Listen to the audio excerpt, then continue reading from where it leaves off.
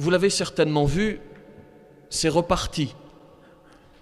Une piètre journaliste qui nous explique qu'il est nécessaire de signaler systématiquement les conversions à l'islam. Oui, une conversion à l'islam est un signal d'alerte qui doit déclencher une enquête, évidemment. Qui fait un rapprochement entre le 11 septembre et une femme qui porte le hijab. Une députée qui s'oppose à la liberté d'une jeune femme de se présenter devant une audition parlementaire avec son hijab. Je vais néanmoins quitter cette réunion. En effet, je ne peux accepter qu'au sein de l'Assemblée nationale, le cœur battant de la démocratie, où règnent les valeurs fondatrices de la République, dont la laïcité, nous acceptions qu'une personne se présente en hijab devant une commission d'enquête. Vous auriez quitté la salle? Je crois, oui. Oui. Mais la vraie Pourtant, question... La loi permet. C'est vrai, vous avez raison, la loi permet.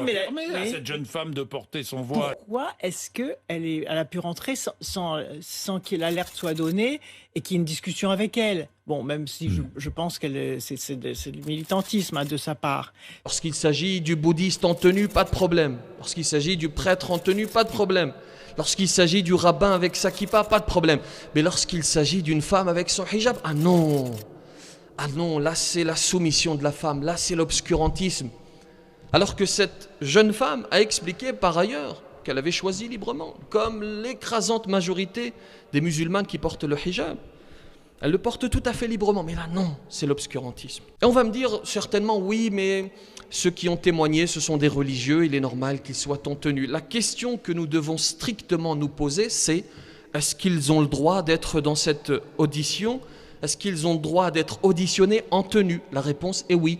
Est-ce que cette femme a le droit de se présenter avec son hijab? La réponse est oui. Et qui plus est, cela vient de la part d'une députée qui vote les lois et qui a fortiori se doit de les appliquer. Mais en réalité, c'est je respecte la loi quand ça m'arrange.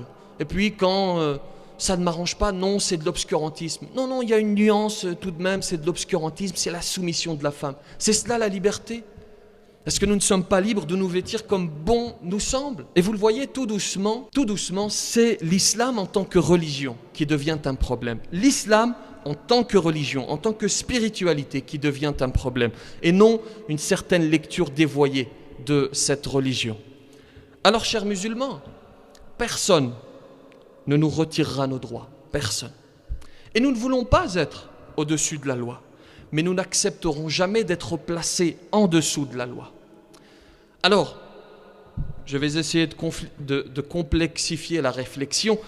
Il n'y a rien de complexe dans ce que je m'apprête à dire en réalité, mais le simplisme a tellement gangréné notre société que la banalité que je m'apprête à prononcer devient quelque chose de complexe. Je dis en même temps que la France n'est pas raciste, que la France n'est pas islamophobe, mais une partie de ses ressortissants l'est. Une partie de ses ressortissants est islamophobe et raciste, et ceux-là, ils ne nous retireront jamais nos droits, nous ne l'accepterons jamais. Qu'Allah subhanahu wa ta'ala nous accorde la sagesse, qu'Allah protège sa créature.